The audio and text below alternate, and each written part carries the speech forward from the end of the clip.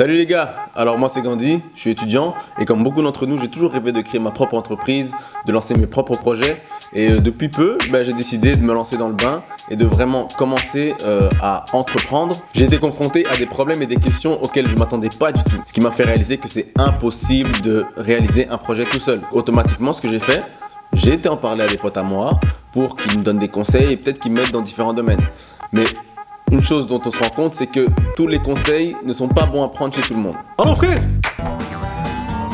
tu des bails là sur Facebook, tu veux entreprendre là? Ouais non, tu t'es pris pour Mark Zuckerberg ou quoi? T'es un fou toi. La vérité c'est quoi? Si tu veux entreprendre frère, moi j'ai un bail pour toi. On va aller dans une petite maison ici dans le quartier, tu vois. On entre frère, on entreprend quoi. C'est ce que je lui ai dit. Allô. Putain, ça a coupé. Ouais, j'étais sous un tunnel. Je préférais pas écouter ce genre de conseils et aller me diriger vers des personnes de ma famille, des personnes beaucoup plus matures qui allaient, je le pensais en tout cas, me donner des conseils plus positifs. Qu'est-ce qu'il fallait faire, comment gérer ce statut, qui allait voir par exemple. Et ça s'est pas du tout passé comme je voulais que ça se passe. Crever de faim dans la rue.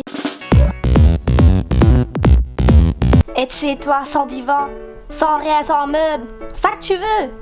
C'est là. Écoutez jamais ce qu'on vous dit. Ça n'ira pas, hein. Tu vas aller où? New York City? En tout cas, je sais pas où ça te mènera.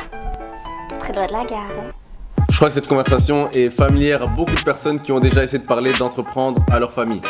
Mais donc, heureusement, grâce à la persévérance et à force d'en parler à beaucoup de gens, je suis tombé sur des gens positifs qui, eux, ont pu me conseiller et me recommander des personnes, notamment un entrepreneur en particulier, qui lui m'a donné beaucoup de conseils et m'a permis réellement d'avancer dans mon projet.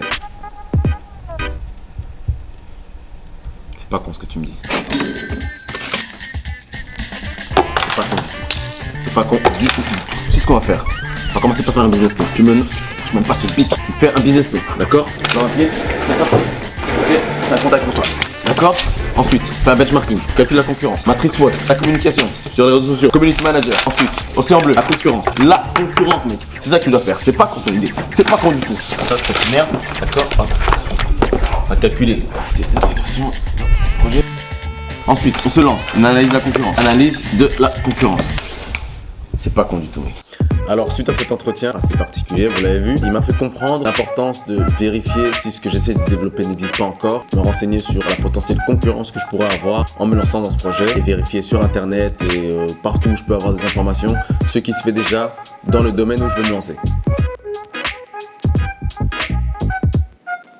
Je m'appelle Nabil Setaoui, je suis étudiant en marketing et je participe à la deuxième édition du Start Me Up Challenge. Dans le cadre du premier challenge, on avait pour activité de trouver un mentor.